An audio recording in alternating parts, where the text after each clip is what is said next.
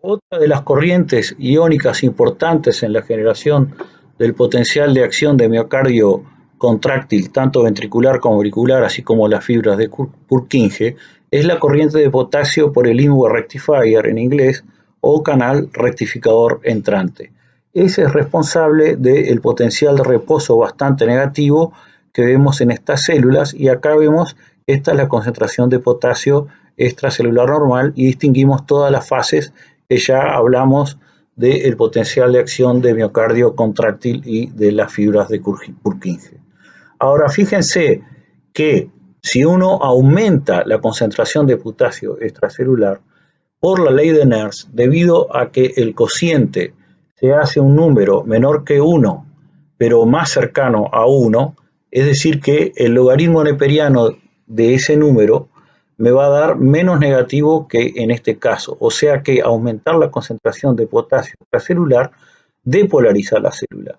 Pero esa depolarización a través de este canal de potasio tiene consecuencias. Una es que depolariza, y entonces al depolarizar se pueden inactivar los canales de sodio, por lo cual disminuye o puede eliminarse la fase 0 pasando a un potencial de acción lento. Lo otro es que se acorta el potencial de acción, como pueden ver la fase 2 y sobre todo al final de la fase 3, en donde puede importar las corrientes por el canal de potasio rectificador retardado, tienen importancia. Entonces, estos eventos se pueden ver en un infarto de miocardio, dado que en un infarto mueren células, se libera potasio y en el sector circundante puede quedar el potasio elevado, como en esta circunstancia que está acá, alterando la conducción, por lo cual se vuelve arrítmico el corazón en esas circunstancias.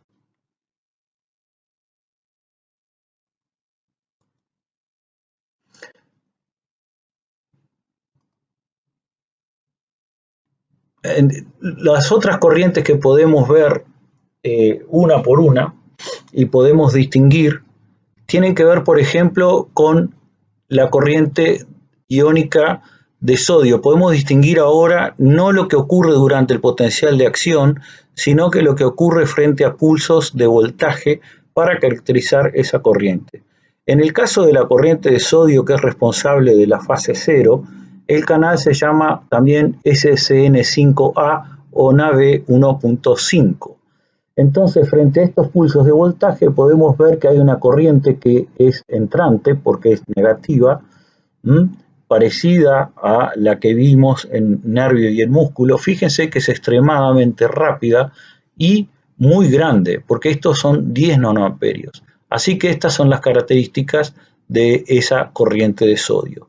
Si yo grafico en abscisas lo que es el voltaje del pulso que doy y en ordenadas el pico de la corriente que veo este comportamiento, y es que la corriente de sodio se activa, es decir, que comienza a verse alrededor de menos 60, llega a un pico entre menos 30 y menos 20, para luego disminuir y invertir alrededor de más 60 milivoltios. Así que esta corriente de sodio tiene características cinéticas similares al canal de sodio de nervio y músculo. Es importante en la fase 0 del miocardio contráctil auricular y ventricular y en las fibras de Purkinje. Otra característica de esta corriente de sodio que ya hemos mencionado anteriormente es que, si bien se activa a menos 60 y tiene un pico alrededor de menos 30 y una reversión alrededor de más 60 milivoltios, tiene también una curva de inactivación con el potencial mantenido. Fíjense que a menos 100 milivoltios, H infinito, que es lo que indica la inactivación, es cercano a 1, lo cual indica que prácticamente no está inactivada esa corriente. Es decir, que se puede abrir el canal de sodio y entrar sodio. Pero si el potencial en que mantengo es de alrededor de menos 50, fíjense que está totalmente inactivado y no se produce la apertura. Esta curva que se ve acá se denomina también curva H infinito de inactivación. En el reposo aproximadamente podemos ver que hay 0,8, o sea un 80% inactivado, pero en la patología una pequeña depolarización de 5 a 10 milivoltios puede ocasionar un aumento importante de la inactivación, como dijimos anteriormente. Y los tejidos generar rápidamente el potencial de acción, pueden hacerlo lento, lo cual da mecanismos arrítmicos porque hay sectores del corazón que conducen rápido y otros lentos, y eso puede dar lugar a un fenómeno que van a estudiar más adelante en la carrera, que se denomina fenómeno de reentrada, por lo cual hay básicamente un foco arrítmico. Bueno, respecto al mecanismo molecular del canal de sodio, SCN5A o NAB 1.5, que da cuenta de la fase cero del potencial de acción, tenemos que está localizado en una región particular del cromosoma 3 humano. Y cuando vamos a ver la molécula que se tiene, la subunidad principal de dicho canal, tenemos que su extremo N y C terminal están localizados en el medio intracelular y que se dispone en forma de 4 dominios o repeticiones, cada uno de estos dominios o repeticiones con 6 segmentos transmembrana. Entre el segmento 5 y el segmento 6 queda un sector hidrofílico que es por donde permea el ion sodio cuando esto se enrolla, formando algo parecido a lo que es el tetrámero del canal de potasio.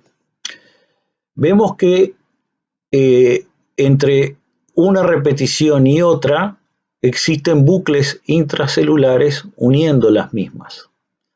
Y otra cosa que debemos recordar es que a nivel del segmento C4 existen cargas positivas que dotan a este canal de sensibilidad al voltaje. Este sector, según vimos el año pasado, es el sensor de voltaje de este canal. Ahora fíjense que estábamos hablando de los bucles intracelulares y fíjense que hay una gran cantidad de canalopatías congénitas del canal de sodio, por ejemplo el síndrome de QT largo en color marrón, en verde el síndrome de Brugada, en naranja tenemos las enfermedades congénitas de conductibilidad y a veces hay asociaciones de estas con mutaciones ocurriendo en el bucle de unión entre el sector 3 y 4. ¿Qué importancia tiene esto para nosotros? Que este es el sector justamente implicado en ¿qué? En la inactivación del canal de sodio. Por lo tanto, todas estas mutaciones están comprometiendo de alguna manera la inactivación del canal de sodio. A manera de ejemplo, y luego vamos a verlo bien al final de la clase, en el síndrome de QT largo, si tenemos mutaciones que disminuyen la inactivación a este nivel, la inactivación se produce cuando este sector se pone en la boca intracelular del canal, en la forma de lo que se conoce como hinged lid o tapa, que se cierra. Si eso no ocurre, si no se pone y no inactiva, quedan corrientes persistentes entrantes que llevan a un alargamiento del intervalo QT, y así es como se produce el síndrome de QT largo por mutaciones en este canal de sodio.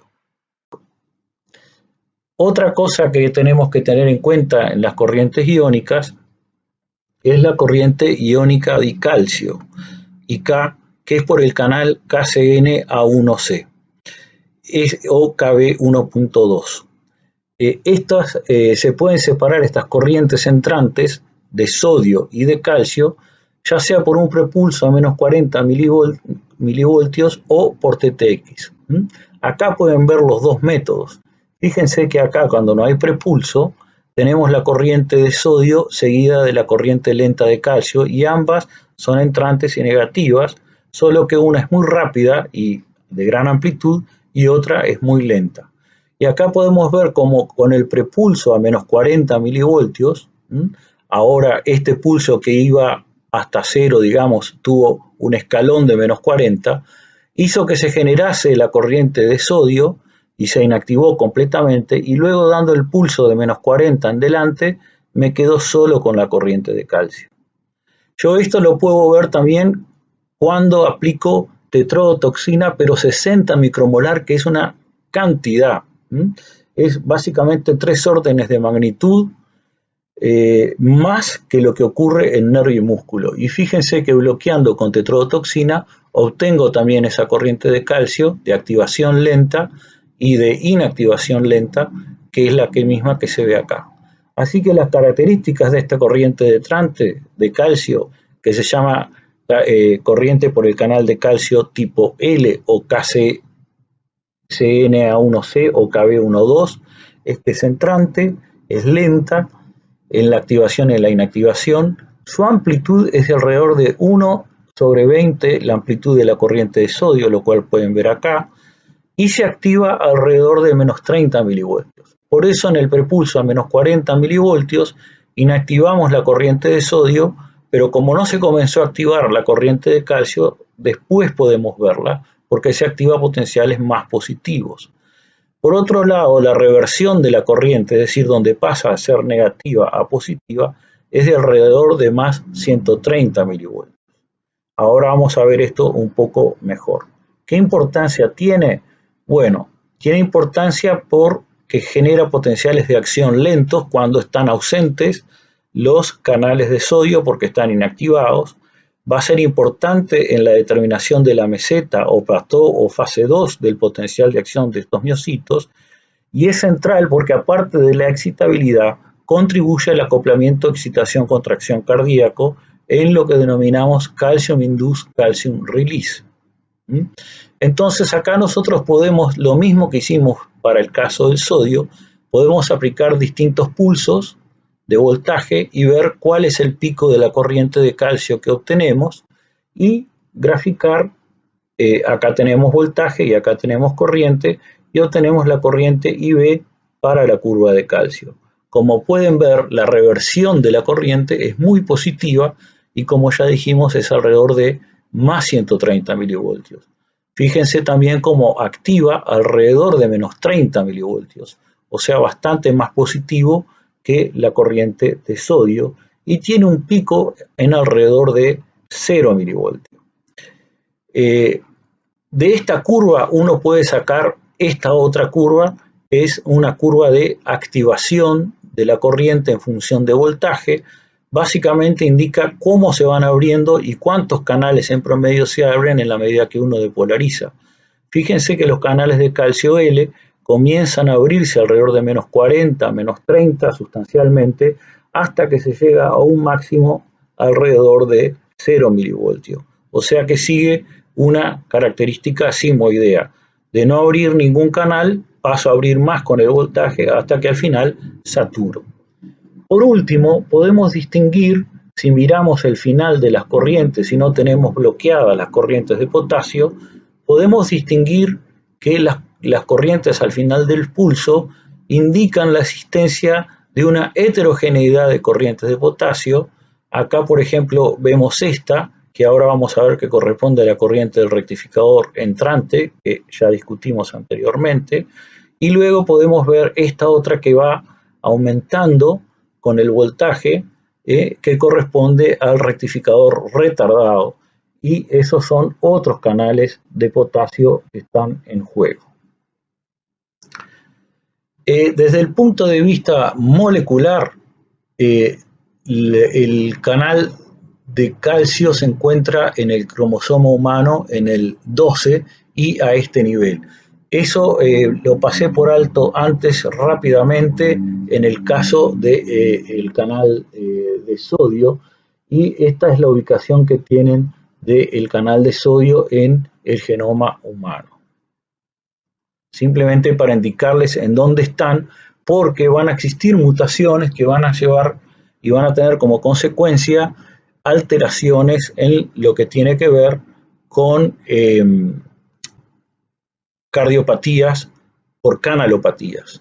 Entonces, esta corriente de calcio L y este canal, en su estructura, lo primero que hay que entender es que tiene una subunidad principal que se denomina alfa 1, y fíjense que esa subunidad alfa 1 es extremadamente grande. Acá tienen el extremo intracelular N-terminal y acá tienen el extremo C-terminal, también intracelular, y fíjense cómo hay varios segmentos transmembrana y luego hay un sector hidrofílico para luego tener bucles uniendo todos estos. Este conjunto de 6 segmentos transmembrana se denomina una repetición o dominio 1 y se unen por bucles intracelulares. Acá tienen la repetición 2, la repetición 3 y la repetición 4. Entre los segmentos 5 y 6, en donde tenemos marcada la flecha verde, cuando nosotros aponemos el canal y lo vemos desde arriba, a todo el canal, vemos que lo que se superpone en este sector para originar el filtro de selectividad por donde pasa el calcio son estos sectores entre el segmento 5 y segmento 6. Así que ahí es donde queda el poro del canal. Pero fíjense que este canal también tiene en el segmento 4, como pueden ver, cargas positivas, lo que lo hace parte de la superfamilia de los canales del S4. ¿Qué quiere decir? Que lo hace sensible al voltaje a este canal, al igual que al canal de sodio que ya discutimos, es la presencia de cargas positivas a este nivel. Y por eso es que notamos que cambia la probabilidad de apertura del canal con el voltaje.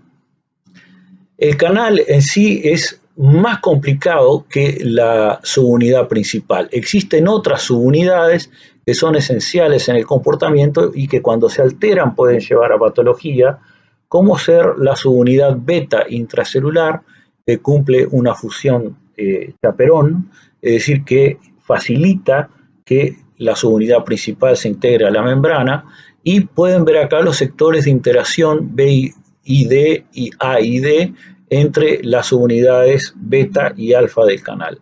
Aparte, existen otras subunidades del canal, como ser, por ejemplo, alfa 2 delta y la subunidad gamma de este canal también.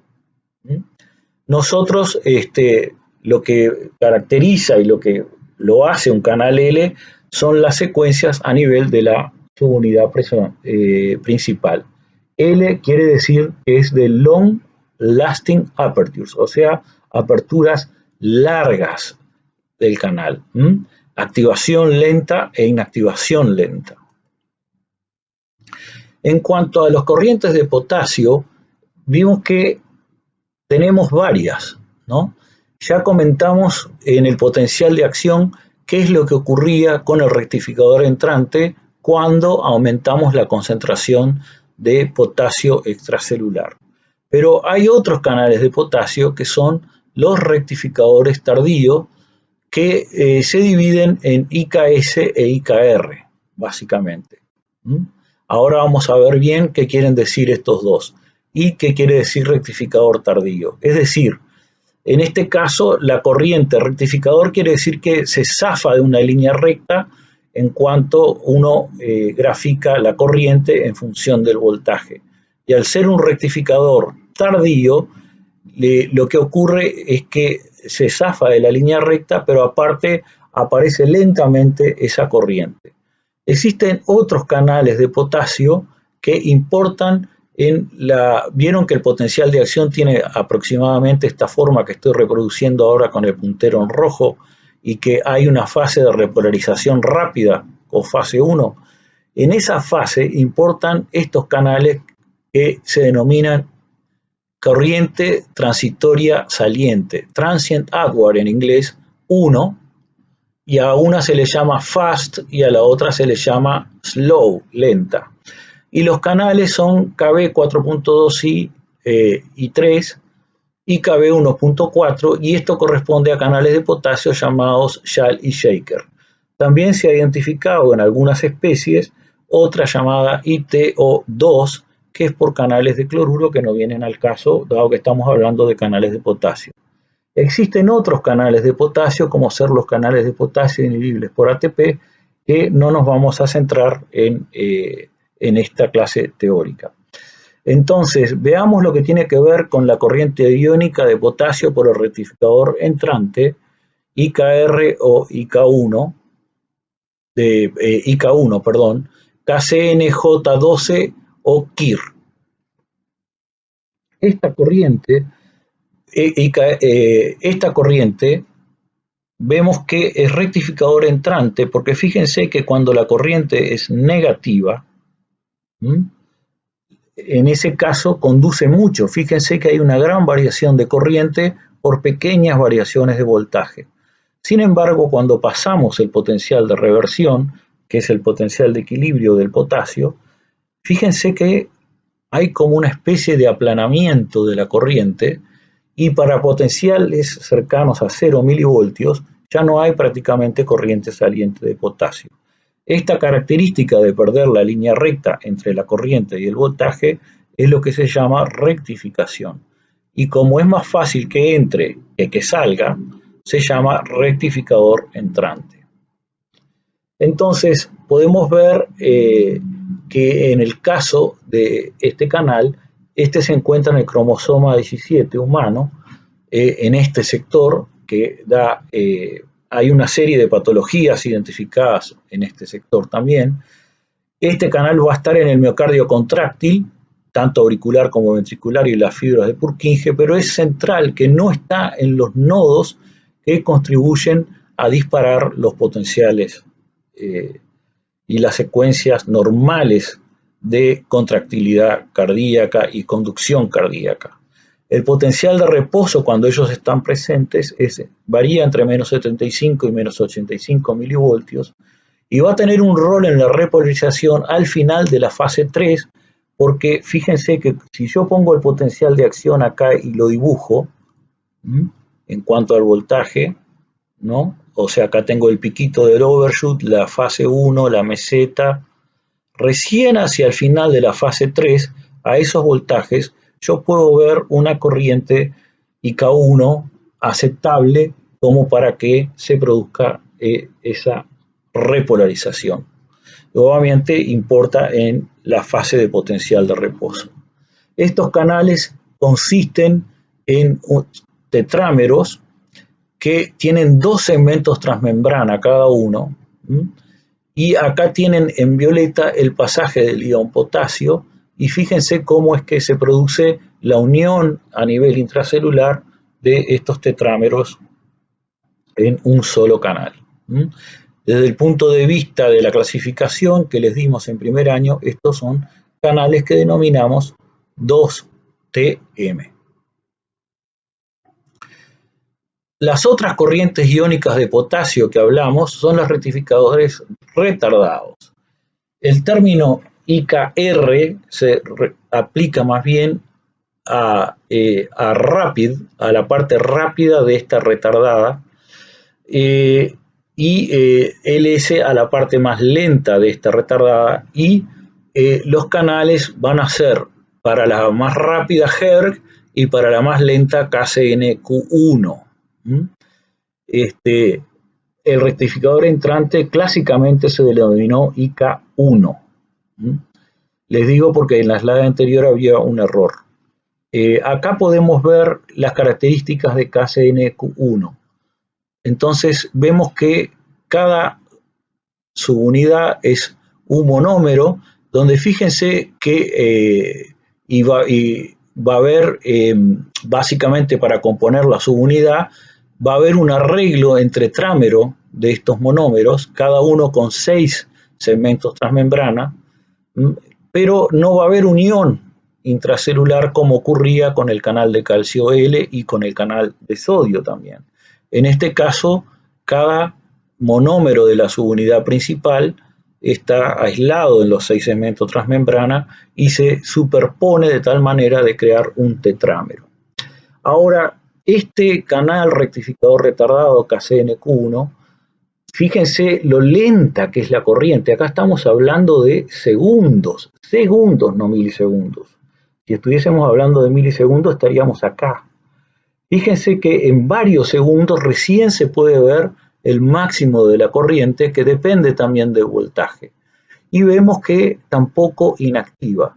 Y hay otro hecho central. Si uno expresa o ve solamente la activación del tetrámero obtiene estas corrientes que están acá, que son diferentes a las que uno ve en las células nativas, que incluyen ahora este otro sector, que es una subunidad auxiliar llamada KCNE1.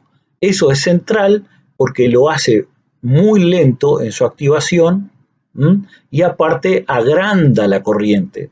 Cualquier evento que a mí me llegue a alterar esta unión con KCnQ1 me va a alterar, por lo tanto, las corrientes de potasio a este nivel.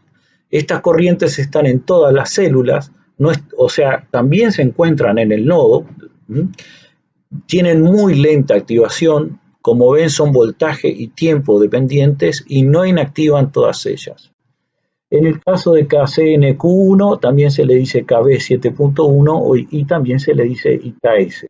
En el caso de HERG se le dice también KB11.1 y también IKR.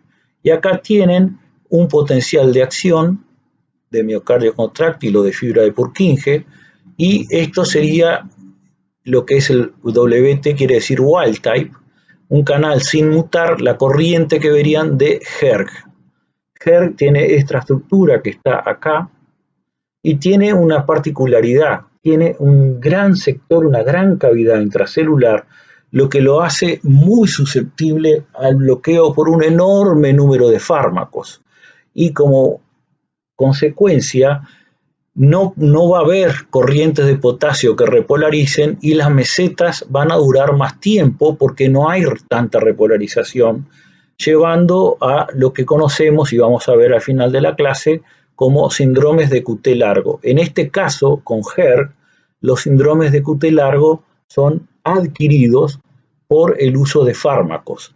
Entonces, en el testeo de prácticamente todos los fármacos hoy día, dado que esa es una condición que puede llevar a arritmias fatales, se debe testear si hay o no unión a los canales HERG, que son estos canales de potasio que recién comentamos. Entonces, ¿cómo explican las corrientes iónicas las fases del potencial de acción cardíaco en el miocardio ventricular? Veamos qué ocurre con las corrientes entrantes y salientes. Es todo un juego entre ellas. Si la membrana está muy permeable al potasio, el potencial tiende a irse a ese nivel como ocurre en el reposo. Pero cuando hay una excitación relevante, se abren los canales de sodio y entonces se tiende a ir a el potencial de equilibrio del sodio y del calcio, que es el otro que juega un rol como corriente entrante para depolarizar. Luego, como se inactivan los canales de sodio y los canales de calcio solo tienen inactivación lenta, se produce una fase donde hay prácticamente un balance entre la magnitud de las corrientes entrantes y salientes, que eso es lo que da cuenta de la meseta. Las corrientes son casi iguales y opuestas. Fíjense que al principio son más las corrientes entrantes y hacia el final son más las corrientes salientes, y por eso vemos que la meseta va cayendo lentamente a repolarizarse. Pero fíjense que en este nivel y en un gran sector hay prácticamente igualdad de las corrientes entrantes y salientes, y entonces el potencial en ese caso se mantiene. Así que acá vemos la corriente de sodio que da cuenta del pico y la fase 0, y luego de esa corriente de sodio podemos ver en punteado esta corriente de calcio lenta en su activación e inactivación, y estas son las corrientes por los rectificadores retardados, no entrantes, que son muy lentos, como ya discutimos, tanto el HERG como el KCnQ1, y del balance de esto resulta la meseta del potencial de acción, y al final, como se inactiva la corriente de calcio y estas se activan más que la de calcio, ganan las corrientes salientes y entonces comienza la repolarización, inicialmente a expensas de los rectificadores retardados, pero al final se une también el rectificador entrante por lo que ya discutimos. Entonces, en el mecanismo de generación del potencial de acción, va a depender de balance de las corrientes entrantes, que son negativas, y de las corrientes salientes, que son positivas.